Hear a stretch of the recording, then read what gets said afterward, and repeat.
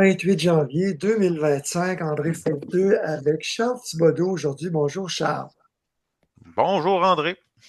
Donc, vous êtes un expert en analyse environnementale, entre autres du carbone intrinsèque dans les matériaux de nos bâtiments. C'est Samuel Pépin chez Linéa Éco-Construction qui a fait appel à vos services.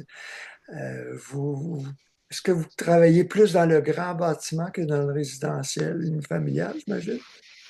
Ouais, effectivement, là, donc moi puis ma firme, c'était consultant, on est un petit peu plus on fait des empreintes carbone ou des analyses du cycle de vie de bâtiment pour tout type de bâtiment, mais le la plus grande partie du marché, là, c'est le grand bâtiment, soit le multirésidentiel, le commercial ou l'industriel. Mhm. Ça, définissons un peu le carbone intrinsèque. C'est le CO2 qui est émis. Est-ce que c'est le cycle de vie au complet des isolants? Parce que j'écris sur les maisons passives. Est-ce que c'est vraiment de l'extraction au recyclage ou juste la fabrication? Le carbone intrinsèque, c'est l'ensemble du carbone qui a été émis sur l'ensemble du cycle de vie du matériau. Vous l'avez bien dit, donc c'est pour le produire. Après ça, il faut le transporter, il faut l'installer, puis il y a une fin de vie. Fait que OK. ça veut juste se distinguer du carbone opérationnel d'un bâtiment, donc le carbone qu'on émet pendant l'opération ou l'exploitation du bâtiment. OK, donc c'est tout ce qui n'est pas consommation d'énergie du bâtiment. Ouais. D'accord. Alors, je vous ai envoyé, là, j'ai fait une petite traduction d'une image. C'est Nelson, en Colombie-Britannique, je pense, une ville qui a demandé à des consultants il y a quelques années de leur dire quels sont les isolants les plus écologiques, malheureusement, de ce point de vue-là.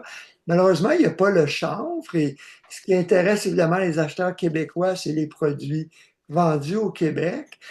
Premièrement, je voulais vous demander pourquoi le polystyrène, que ce soit l'ancienne formule ou la nouvelle formule, et le polyuréthane, je ne le vois pas là-dedans, polyuréthane. Il y a les panneaux d'isocyanurate. Pourquoi est-ce qu'il y a beaucoup moins de carbone dans un panneau d'isocyanurate, par exemple, qu'un polystyrène extrudé de nouvelle ou d'ancienne génération? Ouais, c'est ça. Ben là, je peux pas vous dire précisément pourquoi. Il faudrait aller voir la déclaration environnementale de produits là, qui souvent fournit une analyse de contribution. Donc, il y a bien sûr la production de la bille de polystyrène, mais après ça aussi, il faut le mettre en forme, puis il y a aussi l'agent de gonflement à l'intérieur. Donc, il faudra aller voir tout ça. Mais c'est sûr que ça se passe dans la fabrication du matériau et non dans les autres étapes qui suivent, là. OK. Je sais que, par exemple, on voit le PSA, c'est polystyrène expansé. Lui, il est gonflé avec un pentane, un gaz quand même à effet de serre, mais je crois que ça a moins d'impact climatique que le gaz utilisé dans l'extrudé, c'est ça? Je pense que oui, mais c'est ça. Je connais pas bien le polystyrène expansé parce qu'on n'a pas travaillé avec lui, on a travaillé avec l'extrudé. Fait que ouais, c'est ça, le pentane, ouais, c'est ça. J'ai pas de mémoire, là, j'ai pas vraiment de souvenir là, à savoir c'est quoi là, son potentiel, puis la quantité, puis fait que il faudrait vérifier là. OK, donc c'est ce que plusieurs architectes m'ont dit. Il faut ouvrir les fiches de déclaration environnementale de chacun des fabricants, mais pour les communs des mortels, comme les simples journalistes, c'est pas toujours évident. Il y en a que tout est résumé en 2 pages, et puis l'autre, c'est 20 pages. C'est pas les mêmes données. Moi, ce qui m'intéresse, par exemple, c'est la cellulose. J'apprends d'Igloo que aujourd'hui, on lit moins de papier journal, donc ils ont plus de carton. Puis, ils ont tellement de demandes qu'ils sont obligés de s'approvisionner à 50% des États-Unis ou de l'extérieur du Québec. Tandis que aussi pour le chanvre, hein, on fait les nattes, les matelas et les panneaux haute densité de chanvre au Québec, mais avec du chanvre qui vient de France. Donc, pour un acheteur, c'est un peu comment démêler tout ça. Est-ce qu'il y a des gens qui ont déjà fait cette étude-là pour dire du strict point de vue carbone, comment est-ce qu'on les classe, justement, ces isolants-là? Donc, je commence avec ce tableau-là qui date d'il y a quelques années. Ensuite, qu'est-ce que vous me conseillez? Est-ce qu'il n'y a pas des universitaires qui ont fait des études, par exemple?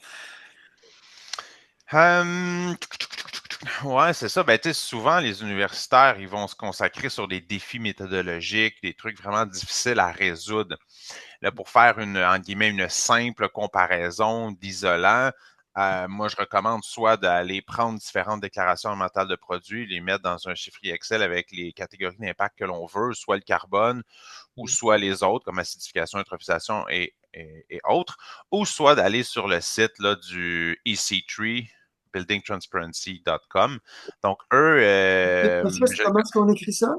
EC3, SC3. EC3. OK. EC3. Ouais. Vous allez voir .org. ouais, si vous tapez EC3 dans Google, vous devriez être bon. Sinon, c'est buildingtransparency.com, je pense. C'est peut-être .org, peu importe, vous allez le trouver. Donc, plusieurs multinationales états-uniennes se sont mis ensemble pour créer une espèce de calculateur comparateur de matériaux. Fait qu'il y a les isolants, mais il y a aussi les matériaux de structure, apparemment extérieurs, il y a vraiment là, il y a de tout. Donc, eux, ils vont prendre les déclarations environnementales de produits, ils vont garder juste les étapes du cycle de vie, ou plutôt les modules, là, des A1, A3, donc la production du matériau. Juste pour le carbone, ils vont enlever les autres catégories et ils vont c'est ça, ils vont rendre ça accessible au public, facile à interpréter, jouer et tout. Fait que c'est vraiment un outil qui est assez intéressant, là. OK. Buildingtransparency.org. Ouais, ouais, ouais, c'est bon. Est-ce qu'ils vont avoir le chanvre québécois là-dedans, par exemple? Ben, en théorie, oui, parce qu'ils disent, ils déclarent qu'ils ont l'ensemble des déclarations mentales de produits, mais il faudrait les confirmer, là. OK. Parfait. Parce que, évidemment, vous gagnez votre vie à faire ces analyses-là. Les journalistes voudraient avoir tout cul dans le bec. Je comprends que ça demande du temps de recherche, hein?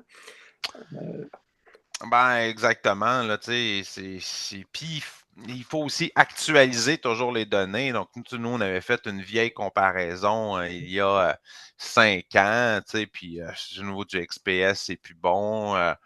Fait que, tu sais, en tout cas, il y a plus, il y a du travail là-dedans, là. Puis ce que vous m'avez envoyé au niveau de mental development, ben, c'est exactement ça, là. Tu sais, ils ont quand même payé quelqu'un qui va bâtir ce blog-là. Fait qu'ils Ouais. ils y croient. Mais c'est ça, c'est que ça peut changer à chaque fois qu'on change le moindrement un produit, hein? Parce que j'avais vu, par exemple, ici, Naturfibre, le chanvre québécois, il y avait un chiffre en kilos, autant ici, l'empreinte carbone, 0,68, mais quand je suis allé sur d'autres fiches, je ne trouvais pas l'équivalent. Donc, Mais pas se poser. Mais là, qu'est-ce que, tu sais, ouais.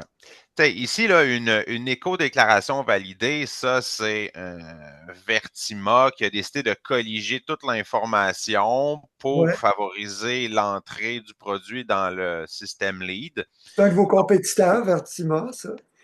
C'est un de mes compétiteurs. Donc, eux, ils font ça comme ça. Donc, c'est eux qui prennent la responsabilité de mettre les chiffres qui sont là. Ouais, C'est eux qui pensent que c'est bon. Là. Si vous allez dans la déclaration mentale de produit, vous avez le chiffre total et la décomposition carbone fossile, carbone biogénique.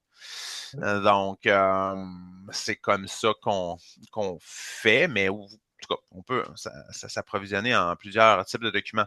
Pour revenir à votre question de tantôt, lorsque oui, tu sais, le chanvre, nature fibre fibre, ouais. avec la nature chanvre hemp, là, elle s'approvisionne de France. Nous, on a fait une analyse là, de sensibilité là-dessus, puis on voyait que si ça approvisionnait du Québec, ils réduiraient leur émission d'à peu près 15. Fait que c'est bien, mais ça Pas va le pas non plus transport. diviser par deux, là, tu sais. OK. Fait que souvent, les gens, ils pensent que si on s'approvisionnait du Québec, on diviserait par deux les émissions ou par trois.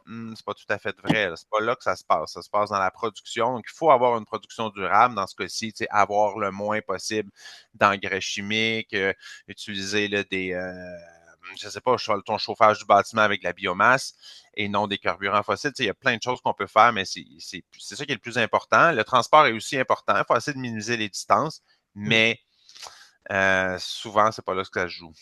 Ça dépend si c'est transport en camion, en train ou en bateau. Le bateau émettant le moins, hein.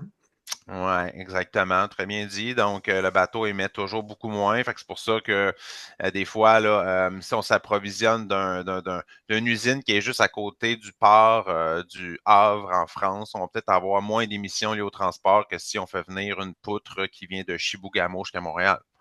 OK. Mais il y a juste eu moins de camions, puis c'est le camion qui pollue le plus, là. Ouais. C'est sûr que pour la cellulose, si c'est juste une question de broyer du papier, du carton, puis rajouter de l'acide borique, borax contre le feu, puis les moisissures, pas très, très énergivore, hein. Je parlais à des gens comme Benoît Lavigueur, anciennement de Belvédère, là, qui est consultant en éco-construction, puis lui il me disait que avec la hausse des coûts de construction, il n'est plus certain, là, isoler des murs à 60, il dit c'est beaucoup de matière, entre autres. Ça va ajouter au bilan carbone du bâtiment. Mais dans un courriel récemment, vous me disiez c'est pas énorme sur le cycle de vie quand même, le carbone dans les isolants. Oui, absolument. Donc, nous, on avait fait une étude là, pour qu'on avait présenté, mais une étude. Ouais, c'est une étude, mais bon, ça n'a pas été publié sous la forme d'un rapport et tout. Là, ça a été publié sous la forme de présentation PowerPoint pour le Conseil du bâtiment durable, section Québec à l'époque, là. Aujourd'hui, bâtiment durable Québec. Puis, on avait montré que les isolants, ça contribuait à 1% des impacts carbone sur l'ensemble du cycle de vie. En général, c'est une bonne idée d'isoler, mais oui, R60, c'est peut-être trop. Il faut se poser des questions parce que si on économise une unité d'énergie, ben, est-ce qu'on augmente la charge environnementale de 1,2? Autrement dit, quel est l'équilibre, là? Donc, plus qu'on isole, ben, c'est bien pour réduire l'énergie, mais peut-être qu'on augmente plus l'impact lié aux matériaux. Fait qu'il faut trouver l'équilibre. Ça aussi, on l'avait publié à l'époque, là. Nos chiffres au niveau de l'équilibre, il était entre 15 et 20 à peu près. C'était pas très élevé comme valeur R, là. 15 et 20 pour les murs, qui était l'optimal. Ouais, qui était l'optimal. Si c'est un chauffage électrique, si on avait un chauffage au gaz naturel, là, c'était beaucoup plus élevé, là. C'était du 35-40. On n'avait pas réussi à trouver l'optimal parce qu'on n'avait pas un scénario qui englobait tout. Mais par exemple, on avait, c'était ça, c'est un scénario de polyuréthane giclé. Euh, à R35, on ne l'avait pas atteint. Fait que ça aurait été bien d'isoler encore plus. Mais ça, c'est le gaz naturel. Autrement dit, le gaz naturel a tellement d'impact au niveau de son opération, l'opération du bâtiment qu'il faut à tout prix éviter d'en brûler. Mais si on a chauffé avec l'électricité québécoise, ben là, faut pas exagérer sur l'isolation. Ben, c'est ça que disent justement les fabricants d'isolants plastiques, c'est qu'à long terme, on va économiser beaucoup plus d'énergie que ce qu'on a émis. Mais en fait, quand ils parlent du carbone, d'une énergie fossile qu'on brûle en chauffage, c'est ça. OK. Mhm. Exactement. Fait que ça dépend beaucoup de ça. Puis ça, c'est les cas québécois. En Ontario, ça peut être différent. Fait que chacun a son optimal. Puis dans ce qui est bien à considérer, mais l'autre chose aussi qui est aussi bien à considérer, c'est que dans notre étude, on n'a pas inclus le fait que s'il manque d'électricité, puis on est obligé de construire un nouveau barrage, là, par un choix de société super important, de dire mais peut-être qu'il faudrait isoler un petit peu plus pour éviter un nouveau barrage. Qu'est-ce qu'on fait avec l'exportation d'électricité? Fait que c'est vraiment une situation très complexe, là, celle de l'énergie qui approvisionne les bâtiments, là. Ouais, j'ai lu dans la presse, je crois, ou l'actualité, que c'est 120, 1,20 120 sous le kilowattheure quand Hydro importe. Puis là, c'est ça, c'est de l'énergie fossile d'Ontario, de l'État de New York. En période de pointe, ça, Mm. ça va être intéressant dans les prochaines années parce qu'on ne sait pas ce qui va se passer à l'économie avec Trump, mais est-ce qu'Hydro va vraiment doubler sa taille en disant ça va avoir un gros impact, pas juste sur les tarifs, tout ça, hein? Effectivement, là, je ne suis vraiment pas un spécialiste en énergie, électricité, mais oui, on ne sait pas de quoi l'avenir est fait, mais d'une façon générale, oui, excusez, il y a un bon avenir avec l'hydroélectricité, là. Mhm. De façon classique, quand on regarde les maisons performantes, que ce soit Nouveau Climat, R2000, LEED, même classique, c'est généralement, ce qu'on voit, c'est de la cellulose dans le grenier, la fibre de verre et du polystyrène, les murs et les fondations. Et il y a même des constructeurs LEED de maisons Passive House comme construction, le tournesol, qui était le pionnier, là, la première certification à Montréal, la maison aux allées. C'est un agrandissement de vieille maison centenaire. Eux mettent ces isolants classiques-là parce qu'ils sont moins chers. Mais j'avais trouvé intéressant, pouvez-vous parler un peu de ce que vous avez trouvé pour Linéaire Éco-Construction, qui fabrique donc des murs bois en atelier, isolés aux chambres, hein? Mhm. Oui, effectivement. Donc, dans leur mur bois, ils mettent de la laine de chanvre. Puis on dit laine de chanvre. Donc, c'est toujours 92% de chanvre et 8% de polyester. Fait qu'il y a quand même un peu de plastique dedans. Fait que c'est ça. Donc, ça donnait un très bon score au niveau du mur là, versus un mur avec une composition plus classique. Au niveau des isolants, je me souviens plus, je pense que c'était de la laine de roche avec bon, les montants en bois étaient sensiblement pareils. L'extérieur, est-ce que c'était du PVC? Je m'en souviens plus. Ça fait longtemps que j'ai pas consulté l'étude. Ça fait déjà quoi, 2 ans qu'on l'a terminé. Donc, mais oui, en général, le mur bois là, scorait très bien là, avec le scénario du bâtiment de référence qu'on avait retenu. Strictement point de vue carbone, Ouais, c'est une bonne question. Habituellement, c'est l'ensemble des indicateurs, mais des fois, on peut avoir des petites surprises. Les matériaux biosourcés, ils scorent un petit peu moins bien sur l'enjeu de l'eutrophisation, donc la mort lente des lacs et rivières, on pourrait dire, parce qu'on envoie trop d'azote et de phosphore dans l'environnement, on n'aime pas ça. Donc, sur cet aspect-là, ils sont un petit peu moins bons parce que, ben, il y a une nécessité là, de fertiliser les champs. Puis ben, c'est ça. Puis c'est connu, là, même au Québec puis ailleurs, on en met trop d'azote puis phosphore sur nos champs. Fait que c'est pas bon pour l'eutrophisation du milieu. mais est-ce qu'à mettre beaucoup aussi pour le chanvre? Je sais qu'ils n'ont pas besoin de pesticides, les chanvres, le chanvre, mais Ben c'est ça, mais je peux pas dire s'ils en mettent beaucoup ou pas, là, tu sais, il faudrait demander à un agronome, mais je pense que par rapport à une autre plante, c'est relativement faible, tu sais, c'est pas réputé pour être élevé, mettons, par rapport au maïs, mais ça en prend quand même. Donc, s'il y avait une source 100%, mais je me souviens plus exactement qu'est-ce qu'on avait modélisé, là. Je pense qu'il y avait, c'était surtout des fertilisants organiques, là, des fumiers animaux. Donc ça, souvent, ça va être meilleur, mais quand même, il y a de l'azote là-dedans qui va se transformer, puis qui va partir en différentes formes, puis qui va avoir un impact sur l'environnement. Ouais. Fait que c'est ça. Donc, en même temps, si un isolant biosourcé est moins fort sur un indicateur que sur un autre, bon, ben, on prend ça, ben après ça, il faut prendre quand même une décision. Dans l'ensemble, quel isolant nous procure selon nous, selon nos valeurs, selon le poids qu'on accorde à chacun des indicateurs, lequel est le préférable. ouais, mais c'est moins intense du point de vue environnemental que d'extraire du minerai ou du pétrole. Ben, c'est ça. Au niveau de l'eutrophisation, non, mais au niveau du carbone, oui. Puis au niveau des autres indicateurs, souvent, là, souvent, ça va être le cas, là. Déversement de pétrole, etc. Mais ce qui est intéressant, c'est que les laines minérales, maintenant, comme la laine de vache, je pense qu'ils sont presque à 100% recyclés, au-delà de 70%. La laine de roche, elle, savez-vous le pourcentage recyclé? Ben, la laine de roche, si je me souviens bien, tu sais, c'est un processus très spécial à partir d'un certain type de roche là, qui fragmente puis qui en font comme une Volcanique. espèce de filament. Vous savez plus que moi, là, donc je pense pas qu'on peut calculer un contenu recyclé alors que ça vient d'une roche, là. Donc, mais il faudra aller voir, là. Je connais pas plus que ça. Ceux qui ont de l'acier recyclé, le slag, qu'ils appellent, là. Ouais, mais le slag, c'est plus du laitier de haut fourneau. Fait que c'est comme les résidus de la Ouais, production d'acier. pas Fait que sanitaire. Ouais, ouais. Ça, c'est effectivement, c'est un contenu recyclé. C'est bien d'en l'utiliser, là, dans le béton, on l'utilise aussi. ouais. Mais c'est pas post-consommation comme le verre qui est recyclé pour la laine de verre, par exemple.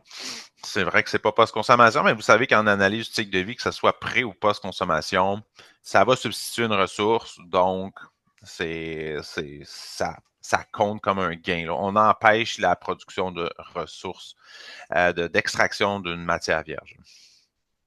Oui, c'est à ce niveau-là que c'est bénéfique. Ouais. C'est ça.